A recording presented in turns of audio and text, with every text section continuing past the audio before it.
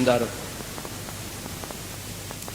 پیشتر ہمارے آقا نامدار امام زمان مالک دو جہان نور خدا بن برحق نور مولانا شاہ کریم الحسین حاضر امام کی مبارک نام پہ صلوات پڑھیے. اللہم صلی علی محمد و آل محمد.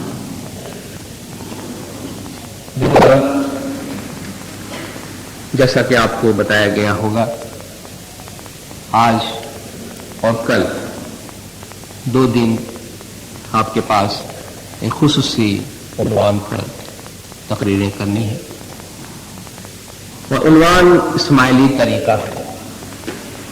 اور اسماعیلی طریقے سے یہاں مراد جس بیک گراؤنڈ میں ہم بات کریں گے وہ یہ ہے کہ اکثر و بیشتر ہمارے طریقے کے بارے میں بیرون جماعت اور اندرون جماعت سوالات پوچھے جاتے ہیں، اور ان تمام سوالات کا نچوڑ یا لب لباب یہ ہوتا ہے کہ ہمارا طریقہ دوسرے اسلامی طریقوں سے اتنا زیادہ مختلف کیوں ہے.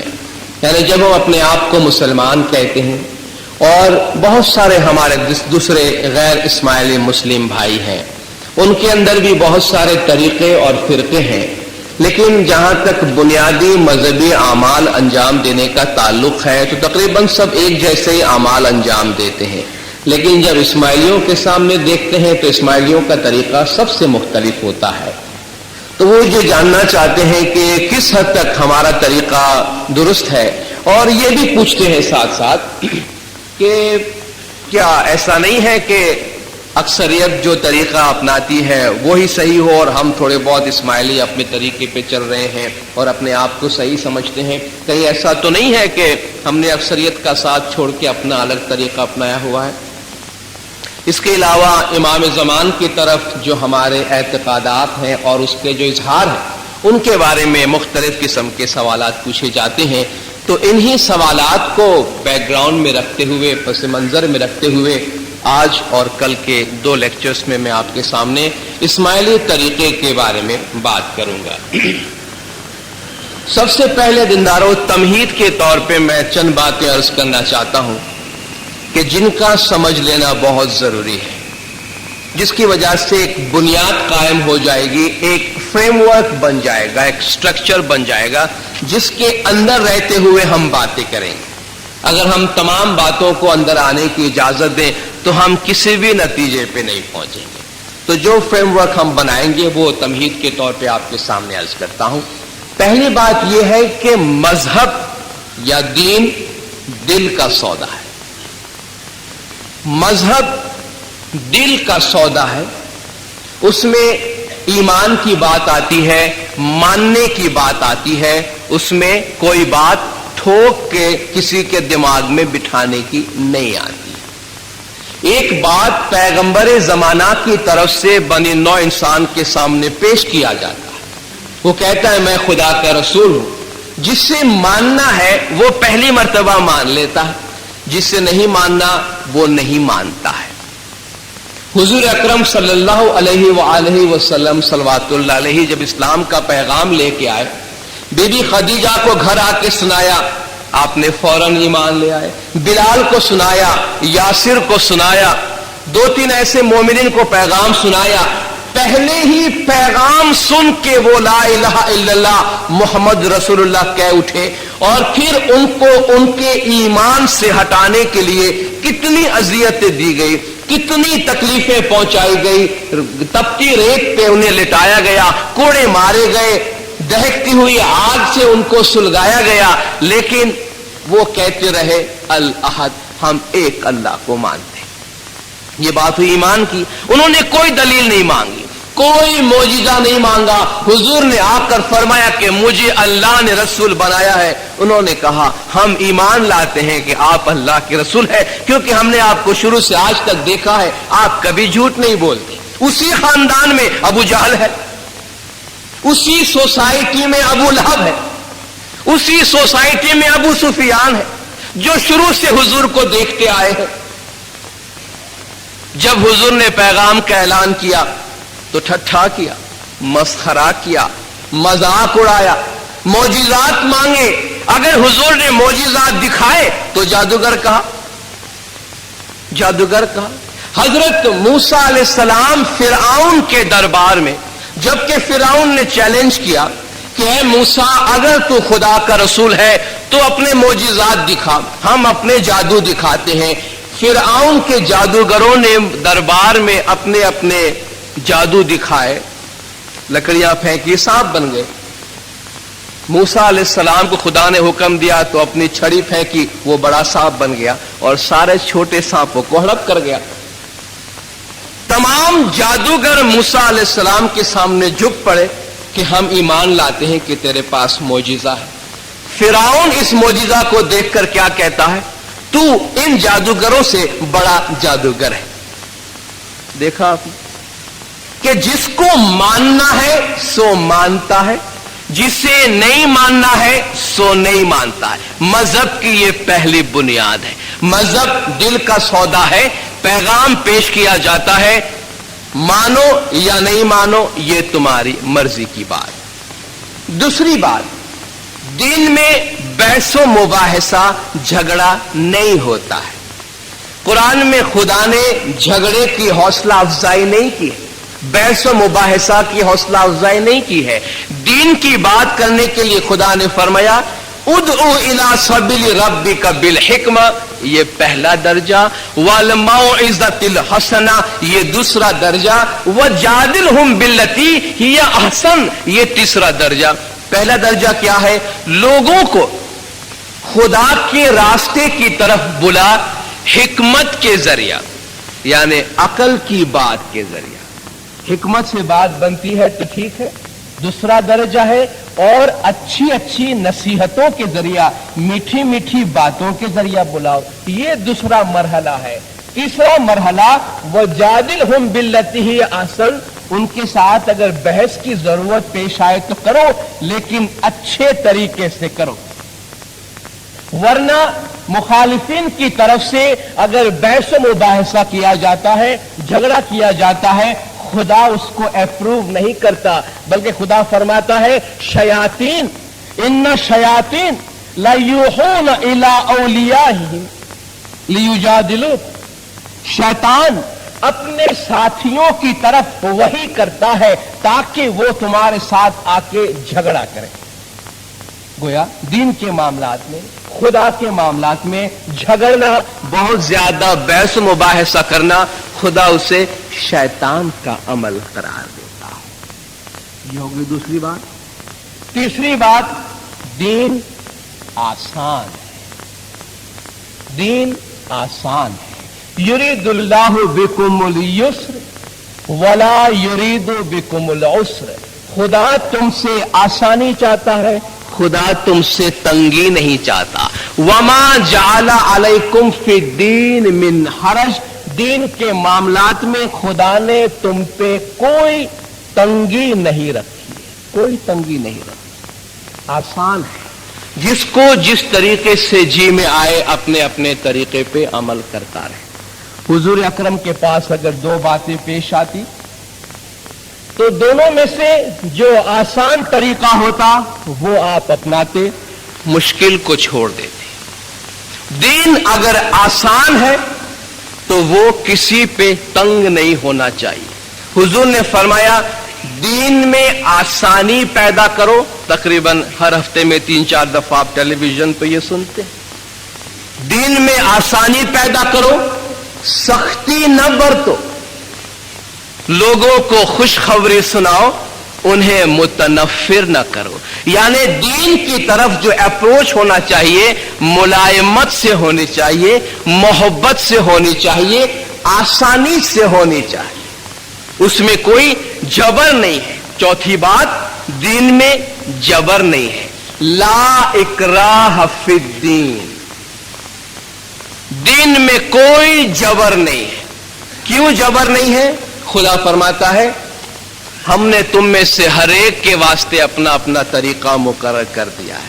लिकुल्लिन जालना मिनकुम शिरअतन व मिनहाजा, हमने तुम में से हर एक के वास्ते मजहब पे अमल करने का अपना अपना तरीका दे दिया है। बस तुम आपस में इसके बारे में झगड़ो नहीं।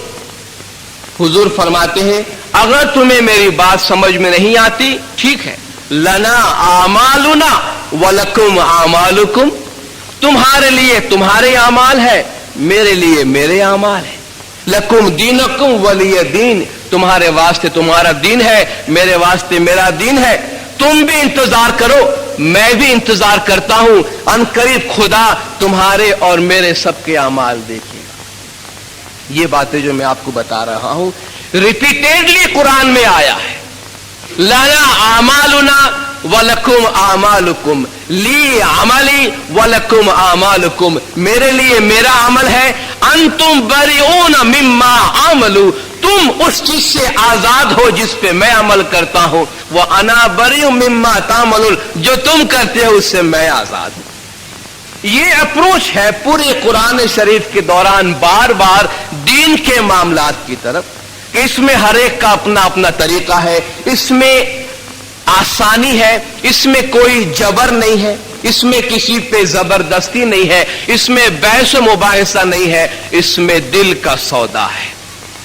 इस बुनियाद को सामने जब हम रखते हैं तो जब हमसे ये कहा जाता है और बार बार कहा जाता है कि आप हमारे मजहब की सदाकत से लोगों को कन्विंस कर दीजिए, कहते हैं कि भाई फलाना आदमी है, उसको कुछ शक हो गया इमाम की जात पे, हमारे तरीके के ऊपर, जमात खाना नहीं आता, आप आइए, आप उनको कन्विंस कर दीजिए, आप उनको मनवा दीजिए बात। और लोग समझते हैं कि शायद किसी के पास कोई जादू है कि कोई किसी को कन्विंस करा सकता है।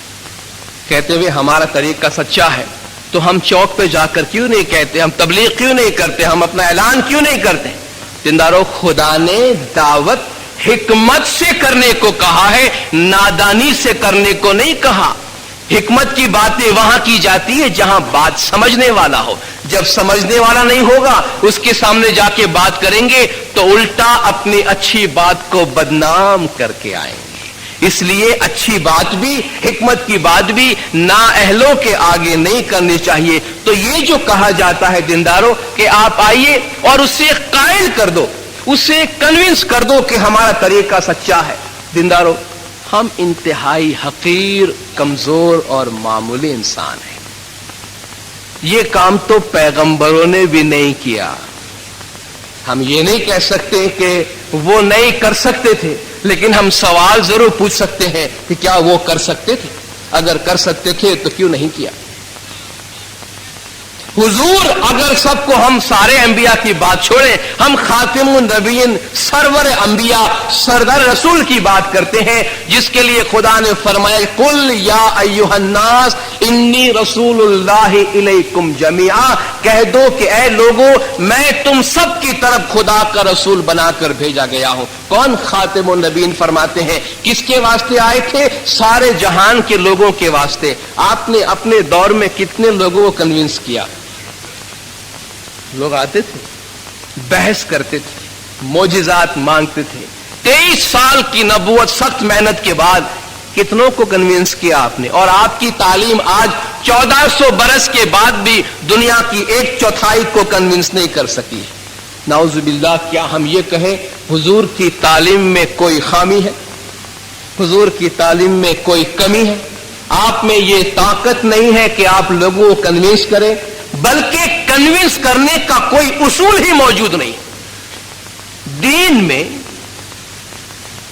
हमारे इमाम ज़मान शाह करीम अल हुसैनी सल्लल्लाहु अलैहि खुदा की तरफ से मंसूस मिन जानिबिल्लाह रासिखून फिल इल्म है, इल्म लदुन्नी के मालिक है। क्या इमाम के पास ताकत नहीं है? लेकिन वो प्रिंसिपल नहीं है जिस पे हम डिमांड करते हैं कि आप आइए और कन्विंस कर दीजिए। कन्विंस करना हो तो हुजूर या इमाम एक दिन में सबको कन्विंस कर दे। खुदा फरमाता है कि मैंने तुम्हारे दरमियान तरीके बनाए हैं, अगर मैं चाहता, अगर खुदा चाहता तुम सबको एक उम्मत बना देता, लेकिन खुदा तुम्हारी आजमाइश करना चाहता है उन चीजों में जो कुछ उसने तुम्हें दिया है। और ये खुदा का काम है कि वो हर एक को उनके आमाल में फ्रीडम देता है। इसलिए पैगंबरों के बारे में फरमाया वमा अलर रसूली इल्लल बलाग, हमारे रसूल पे सिर्फ यही काम है कि वो पैगाम पहुंचा देता है।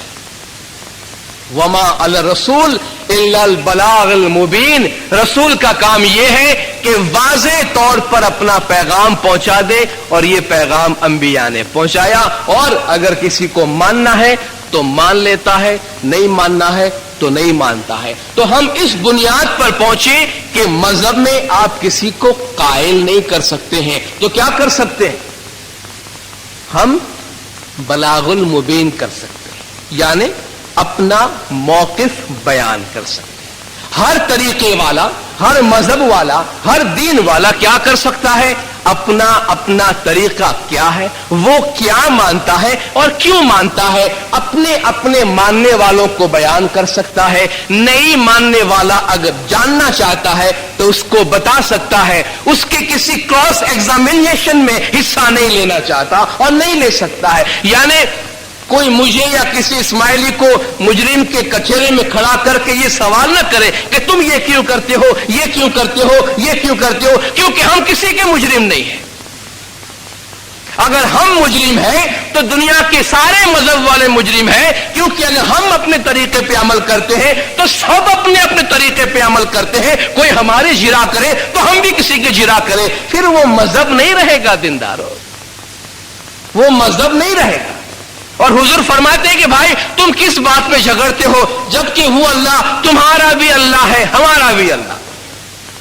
तो फिर बहस किस बात पर है, झगड़ा किस बात पर है? तो ये कोई मुजरिम का कचहरा नहीं है कि जहां कोई इस्माइली को खड़ा किया जाए और उससे 100 सवाल पूछ लिए जाए, और अगर वो जवाब न दे सके तो ये फैसला दे दिया जाए कि वो काफिर है या मुसलमान नहीं है या मोमिन नहीं है। ये जो बातें हैं इसकी कोई बुनियाद नहीं है दीन के अंदर, इसकी कोई गुंजाइश नहीं है, कोई प्रिंसिपल नहीं है। इस तरीके पे जो अमल करता है वो खुद ही दीन से बेगाना है और दीन के खिलाफ अमल करता है, क्योंकि ला इकराह फिद्दीन, दीन में कोई जबर नहीं है। इस तमहीदी बुनियाद पे रह के हम अपना मौकिफ बयान करेंगे कि जब लोग जानना चाहते हैं कि हमारा तरीका क्या है, हमारा तरीका दूसरों से मुख्तलिफ क्यों है, तो वो किन प्रिंसिपल्स पे, किन बुनियादों पे दूसरों से मुख्तलिफ है, उसके बारे में हम बात करेंगे। और उसके लिए अगर हम एक प्रिंसिपल को समझें जो बुनियादी है, सारी तब्दीली, सारे फर्क की बुनियाद, तो हमें सब कुछ समझ में आ जाएगा। ये एक लफ्ज और एक नजरिया अगर हमें समझ में आ गया तो इस्माइली मजहब सर से पैर तक समझ में आ जाएगा। अगर ये एक लफ्ज या एक नजरिया समझ में नहीं आया तो इस्माइली मजहब की अलिफ बे भी हमारे समझ में नहीं आएगी। और वो नजरिया इमामत का नजरिया, वो नजरिया इमाम का नजरिया है। इमाम की जात है, इमाम का मकाम है, इमाम की ऑथोरिटी है। क्योंकि जो कुछ नजर आता है इमाम ज़मान की असरात की वजह से है। भाई आप इमाम से दुआ क्यों मांगते हैं, इमाम के सामने सर क्यों झुकाते हैं, इमाम किस तरह आप पे गुनाह माफ कर सकता है, आपके अमाल दूसरों से इतने मुख्तलिफ क्यों है, सब जमाने के इमाम की वजह से है। तो हम पहले इमाम ज़मान की बात करेंगे और दूसरे मरहले में तब्दीली की बात करेंगे, और दरमियान में इमाम और कुरान का बाहमी रब्त क्या है। लोग हमसे पूछते हैं आप कितना कुरान पढ़ते हैं और कितने कुरान पे अमल करते हैं, आपका तरीका किस हद तक कुरान के मुताबिक है। तो इमाम और कुरान की रिलेशन की भी बात करेंगे, चेंजेस के नेचर की बात करेंगे, और नतीजे पे पहुंचेंगे कि इन मरहलों से गुजरने के बाद, इन राहों से गुजरने के बाद आज हमने ये सूरत इख्तियार की है और मुस्तकबिल में ये सूरत बदल सकती है। तो सबसे पहली बात, इमाम ज़मान का मकाम, ऑथोरिटी हमारे नजदीक क्या है। अब सारा इमामत का नजरिया हम इस पे नहीं देखेंगे, हम सारी बुनियादी बातें करते जाएंगे। कुरान हकीम की तालीमात के मुताबिक जिससे तमाम मुसलमान इत्तेफाक करते हैं, अल्लाह तबारक व तआला इंसान के वहम व गुमान से बालातर है। इंसान का जहन, इंसान की अक्ल खुदा तक नहीं पहुंच सकती, खुदा के बारे में इंसान कोई बात नहीं कर सकता है। सुब्हानहू व तआला अम्मा यक़ूलून उलुवन कबीरा। ये खुदा के बारे में जो कुछ भी बयान करते हैं खुदा उससे बहुत बुलंद, बहुत आला और बहुत बालातर है। सुबहान रब्बिक रब्बिल इज्जति अम्मा यसिफून। खुदा के बारे में ये जो सिफात बयान करते हैं खुदा उससे बालातर है। इसका मतलब ये नहीं कि खुदा और बंदे के दरमियान कोई लिंक नहीं है, कोई रिलेशन नहीं है। बेशक रिलेशन है। किस तरह है? खुदा के मजहर के जरिया। अब मजहर क्या है? खुदा इंसान के वहम गुमान से बालातर है। इंसान इस दुनिया में है जिसके साथ खुदा का एक लिंक है, एक रिलेशन है। तो कैसे है? खुदा अपने लिए एक नाम इस्तेमाल करता है, बल्कि अपना तारुफ उससे करवाता है कि अल्लाह नूरुस समावाति वल अर्द। अल्लाह ताला आसमानों और जमीन का नूर है। अल्लाह आसमानों और जमीन की रोशनी है। हम चूंकि जमीन में रहते हैं और जमीन में खुदा के साथ लिंक की हम बात करते हैं, तो हम जमीन के नूर की बात करेंगे। और जमीन के नूर की बात यह है कि मसलु नूरिही कमिश्कातिन फीहा मिसबाह अल मिसबाह फी जुजाजा जुजाजतु कान्नहा कौकबुन दुर्री। कि उसकी नूर की मिसाल एक ताक है जिसमें चिराग है, चिराग शीशे में है। वो एक घर की तरफ इशारा है। एक घर है, ताक है, शीशा है, कंदील है, घर में होता है। उस घर की तरफ इशारा है जो मोहम्मद का घर है सल्लल्लाहु अलैहि वसल्लम। तो खुदा जो नूर है, जमीन का नूर है। एक और एंगल से हम देखें, चूंकि बात वहां मुकम्मल नहीं हुई, खुदा अपने आप को जाहिर भी कहता है। खुदा नूर है, इंसान के वहम गुमान से बालातर है, लेकिन फरमाता है हुवल अव्वलु वल आखिरु वल ज़ाहिरु वल बातिन। वो खुदा अव्वल है, वो खुदा आखिर है, वो जाहिर है और बातिन है। अव्वल, आखिर और बातिन की बात हम नहीं करते हैं, चूंकि हम दुनिया की बात करते हैं, एक्सेसिबिलिटी की बात करते हैं, पहुंच की बात करते हैं। हम जाहिर की बात करेंगे। खुदा फरमाता है वमा कुन्ना गायबिन, हम गायब नहीं थे। वो कहता है मैं हाजिर भी था। इंसान की वहम गुमान से बालातर है, लेकिन जमीन पर मौजूद है, जाहिर है और गायब नहीं है। कहां है और किस सूरत हाल में है? इसका जवाब हम कुरान से तलाश करेंगे, कहीं और नहीं। क्योंकि हम एक ऐसे मुश्तरका बेस पे रह के बात करेंगे जिस पे आप किसी के साथ भी बात कर सके। अलबत्ता इंटरप्रिटेशन डिफरेंट होगी, तशरीह मुख्तलिफ होगी। जब हर आदमी दिन की अपनी तशरीह करता है तो हमें अपनी तशरीह करने का ज्यादा हक हासिल है, क्योंकि हमारे पास इमामत के सिलसिले की वजह से सबसे ऑथेंटिक इंटरप्रिटेशन मौजूद होगा। खुदा फरमाता है जमीन पर मेरा नूर मेरे खलीफा में मौजूद है। इज़ क़ाल रब्बुका लिल मलाइकति इन्नी जाइलुन फिल अर्द खलीफा। खुदा ने मलाइक से फरमाया मैं जमीन पर अपना खलीफा मुकर्रर करता हूं। खलीफा किसे कहते हैं? अपने पेशरो की जगह पे बैठने वाला। यानी एक आदमी अथॉरिटी के साथ एक कुर्सी पे बैठा है, वो जा रहा है, उसकी कुर्सी खाली है, उस पे उसका खलीफा बैठता है। खलीफा अपने पेशरो की सिफात से बड़ा करीब होता। यानी प्रोफेसर अगर अपनी कुर्सी छोड़ के जाता है तो उसका खलीफा आप किसको ढूंढेंगे? किसी नाई को, किसी हज्जाम को, प्रोफेसर को ढूंढेंगे। आलिम की जगह आलिम को ढूंढेंगे, डॉक्टर की जगह डॉक्टर को ढूंढेंगे। डॉक्टर में भी अगर एक जनरल प्रैक्टिशियन जगह खाली करता है तो डेंटिस्ट को नहीं बिठाते हैं, आप जीपी को ढूंढते हैं उसके लिए, क्योंकि उसकी जरूरियात पूरी हो सके। तो खुदा कहता है जमीन पर मेरा खलीफा, तो खुदा का जो खलीफा बनेगा निहत्ता खाली हाथ ऑथोरिटी अम्र के बगैर तो नहीं आएगा ना। खलीफा खुदा का जमीन पर खुदा की खुदाई चलाने के लिए आएगा ना।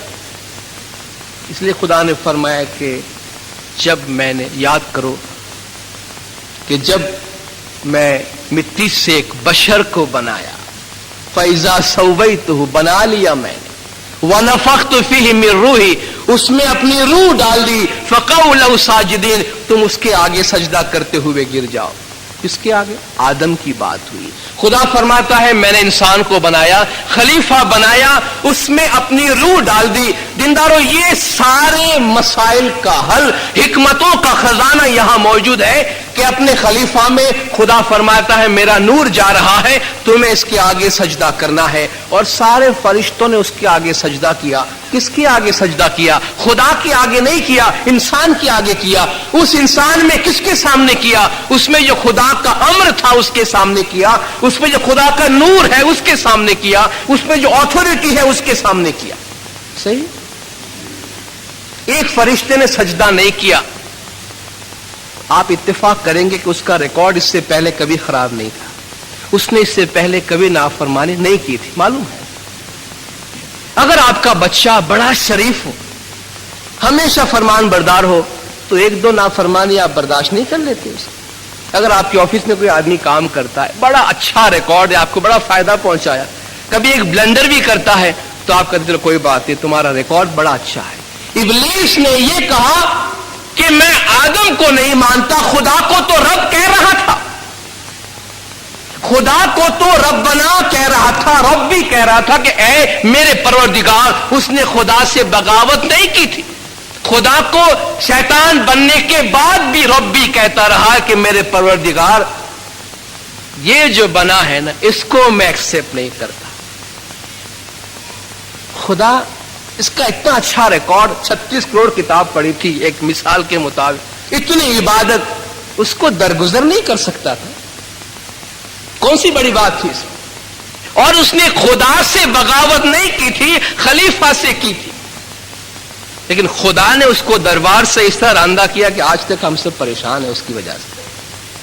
کیوں؟ بات کیا تھی؟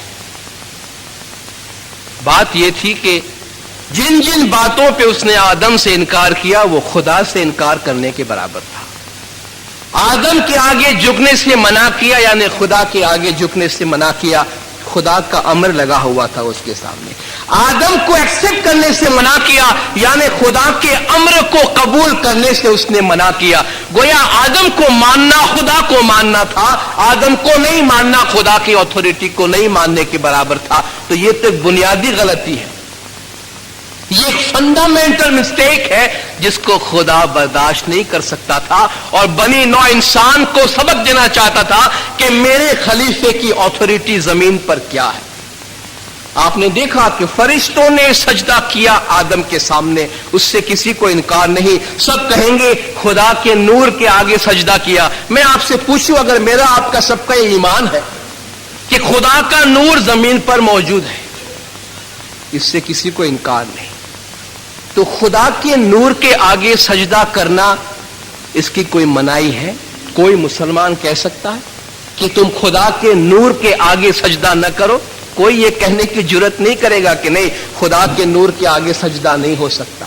اگر میں کہوں کہ میرا ایمان ہے کہ خدا کا نور زمین پہ تمام انبیاء میں جاری رہا، حضور اکرم کی ذات سے ہوتے ہوئے آج امام زمان شاہ کریم الحسینی صلوات اللہ علیہ میں ہمارے عقیدے کے مطابق وہی نور ہے جو آدم میں تھا، تو مجھے اس کے سامنے سر جھکانے سے سجدہ کرنے سے کون منع کر سکتا ہے؟ تم اگر نہیں مانتے ہو کہ اس میں خدا کا نور ہے تو ہم اس پرنسپل پہ عمل کرتے ہیں کہ ہم کسی کو جبر نہیں کرتے مذہب کے معاملے میں، لیکن اپنی آزادی برقرار رکھتے۔ اگر ہمارا ایمان ہے کہ امام زمان میں خدا کا نور ہے، اگر فرشتوں کے واسطے جائز تھا خدا کے نور کے سامنے سجدہ کرنا، اگر حضرت یوسف علیہ السلام کے والد جو خود ایک پیغمبر تھے حضرت یعقوب، سورہ یوسف پڑھ لیجئے، 12ویں سورہ قرآن شریف، یوسف علیہ السلام کے والد پیغمبر یعقوب، ان کی والدہ اور 11 بھائی یوسف علیہ السلام کے سامنے سجدہ کر سکتے ہیں؟ ایک پیغمبر دوسرے پیغمبر کے سامنے سجدہ کر سکتا ہے اپنی پوری فیملی کے ساتھ، تو ایک انسان بندہ خدا کے نور کے سامنے سجدہ نہیں کر سکتا؟ ٹھیک ہے، اگر کوئی سمجھتا ہے نہیں کر سکتا ہے، یہ آپ کے ویوز ہیں، جس طرح ہمارے ویوز ہیں کہ کر سکتا ہے، اور اپنے اپنے ویوز پہ قائم رہیے۔ حضور نے فرمایا قیامت میں دیکھ لیں گے، خدا تمہارے اور ہمارے اعمال دیکھتا ہے، وہ عنقریب تمہارے ہمارے بیچ میں فیصلہ کر دے گا۔ تو بات امر کی ہے، बात ऑथोरिटी की है। जमीन पर जो खुदा का खलीफा बनकर आया है, सारी ऑथोरिटीज के साथ आया है, अगर वो जमीन पर खुदा की कुर्सी पे बैठा है तो हम अपनी हाजात रवाई के लिए, अपनी जरूरतें पूरी करने के लिए उससे दुआएं क्यों न मांगे?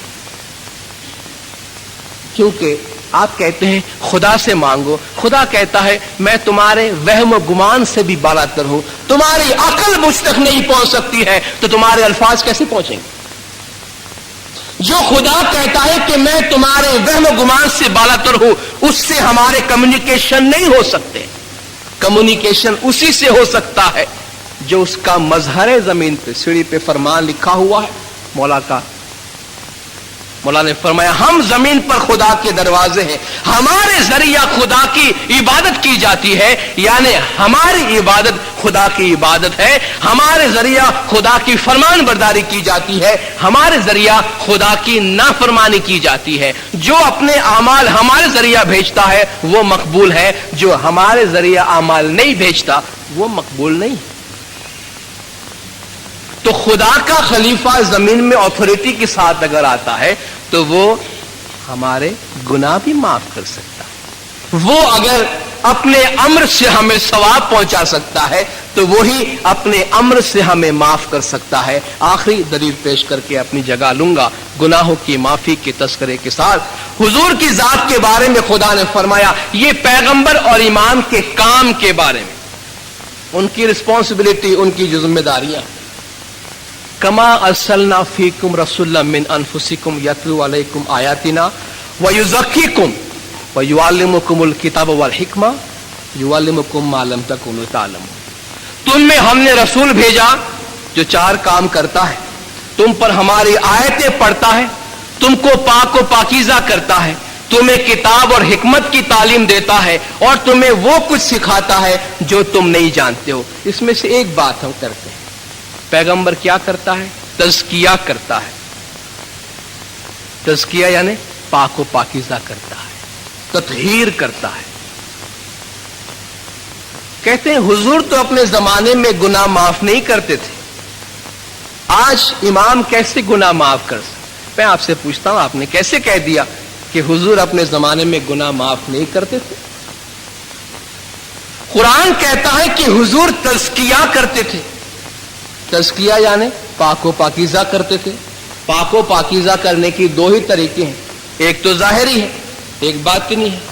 जाहिरी पाकीज़गी ये है कि आप पानी से अपने बदन को धोइए, या तो हुजूर हमारे जाहिरी पाकीज़गी करते थे या बातिनी करते थे। अगर जाहिरी करते थे तो मेरे ख्याल से तारीख में ऐसी कोई बात नहीं मिलती कि हुजूर रोजाना हर एक मुसलमान को नाउज़ुबिल्लाह पानी से धोया करते थे। तो नबी साहब जाहिरी तज़किया नहीं करते थे, तो बातिनी करते थे क्यों? कुरान में लिखा हुआ है कि हुजूर तुम्हारा तज़किया करते हैं, पाकीज़ा करते हैं। तुम पाकीज़ा करने में क्या अमल होता है? पाकीज़ा करना किसको कहते हैं? यानी कोई चीज गंदी हो गई है उसको साफ करते हैं, ठीक? क्या गंदी हो गई, क्या साफ करते? बातिनी पाकीज़गी में दिल गंदा हो गया है, रूह गंदी हो गई है, उसको साफ करते हैं। रूह कैसे गंदी होती है भाई? रूह कैसे गंदी हो, दिल कैसे मैला होता है? एक ही काम से मैला होता है, गुनाह करने से, नाफरमानी करने से, बुरे अमाल करने से, खुदा की मर्जी के खिलाफ काम करने से दिल गंदा होता है, मैला होता है। तो हुजूर गुनाह तो माफ नहीं करते थे, भला और क्या साफ करते थे? हमारा गुनाह के असरात दिल पे पड़ते थे, उससे दिल और रूह मैले होते, उसको अपने अमर के जरिया पाक व पाकीज़ा करते थे। वरना तज़किया से और क्या मुराद? कोई मुराद नहीं। खुज़ मिन अमवालिहिम सदक़तन तुतहिरुहुम व तुज़क्कीहिम बिहा वसल्लि अलैहिम इन्न सलातक सकनुल लहुम। आप उनके माल में से हिस्सा लीजिए, इससे उनके माल में बरकत दीजिए और उनको पाक व पाकीज़ा कीजिए, बेशक, और आप उनको दुआएं दीजिए, बेशक आपकी दुआ में उनके लिए सुकून है। हुजूर के जमाने में गुनाह के माफी का तरीका क्या था? लव अन्नहुम, याद रखिए फॉर्मूला रसूल के जमाने का है जो आज भी अप्लाई करना है हमें। वलव अन्नहुम इज़्ज़लमू जाऊका फस्तगफिरुल्लाह वस्तगफर लहुम रसूल। خدا کو وہ توبہ قبول کرنے والا پائیں گے۔ جب انہوں نے اپنی جانوں پہ ظلم کیا گناہوں کے ذریعہ، تو اے محمد اگر یہ آپ کے پاس آتے، کیا کرتے؟ اگر یہ آپ کے پاس آتے اور گناہوں کی معافی مانگتے اور آپ بھی ان کو معاف کرتے تو وہ خدا کو توبہ قبول کرنے والا پاتے۔ کیا فارمولا ہے کہ جب انہوں نے گناہ کیا اور ان کو معافی کا شوق ہوا تو اے محمد آپ کے پاس آتے، آپ بھی ان کو معاف کرتے تو خدا ان کو معاف کرتا۔ آج ہم سب قرآن کی یہ آیت پڑھتے ہیں، بھئی ہم نے گناہ کیا، ہم اس کی معافی چاہتے ہیں۔ قرآن کہتا ہے، قرآن پہ عمل کرنا ہے نا، قرآن کہتا ہے جب تم نے اپنی جان پہ ظلم کیا تو رسول کے پاس جا کے معافی مانگو۔ ہم نے کہا خدایا رسول تو نہیں ہے، خدا فرمائے گا ٹھیک ہے اب میں کیا کروں، تمہارے نصیب کی بات۔ کیا یہ انصاف ہے؟ آج ہم قرآن پڑھتے ہیں، قرآن کہتا ہے جب تم نے اپنی جان پہ ظلم کیا تو رسول کے پاس جاؤ۔ ہم نے کہا رسول نہیں، آج رسول موجود ہے، رسول کا جانشین موجود ہے، رسول کی اتھارٹی کے ساتھ مولا موجود ہے۔ ہم ان کے پاس جاتے ہیں، ہاتھ جوڑتے ہیں اور کہتے ہیں کہ یا مولا قرآن کی آیت کے مطابق ہمیں رسول کے پاس جانا ہے، رسول کے پاس آپ کے پاس جانا ہے، ہم اپنے گناہ آپ کے پاس لے کر آئے ہیں، یا مولا آپ ہمیں معاف کیجئے۔ اور مولا فرماتے ہیں کہ ہم نے تمہارے تمام گناہ معاف کیے۔ روزانہ ہم یہاں مولا کے امر سے اپنے گناہ معاف کرواتے ہیں، امام کے امر سے دروازہ توبہ کا ہمیشہ کے واسطے کھلا ہے۔ تو یہ قرآن کا فارمولا ہے۔ کوئی یہ کہے امام تمہارے گناہ کیسے معاف کر سکتے ہیں؟ قرآن کی اسی آیت کے مطابق گناہ معاف کروانے کی شرط ہے کہ لوگ پیغمبر کے پاس جائے اور پیغمبر کی غیر حاضری میں امام کے پاس جائے اور ان کے پاس جا کر اپنے گناہوں کی بخشش کرائے۔ تو زمین پر خدا کا جو خلیفہ ہے جس میں خدا کا نور موجود ہے وہ خدا کی تمام اتھارٹی کے ساتھ آیا ہے، امر کے ساتھ آیا ہے، دین اسی کے فرمان کے مطابق چلتا ہے، دین اسی کے امر کے مطابق چلتا ہے۔ اس کے آگے سر جھکانا خدا کے سامنے سر جھکانا ہے، اس کی تابعداری خدا کی تابعداری ہے، اس سے دعا مانگنا خدا سے مانگنا ہے، اس سے گناہوں کی معافی طلب کرنا خدا سے گناہوں کی معافی طلب کرنے کے برابر ہے۔ باقی باتیں انشاءاللہ کل کریں گے۔ خدا مولانا شاہ کریم علیہ حاضر امام ہم سب کو اپنے مذہب کی حقیقی سمجھ عطا فرمائے۔ مولا جماعت کے تمام گناہ معاف کرے، سب کی نیک امیدیں پوری کرے، آخر دم تک ایمان سلامت رکھے، سکھی سلامت و آباد رکھے، دیدان نصیب کرے۔ صلوات پر دندار اللہم صلی علی محمد۔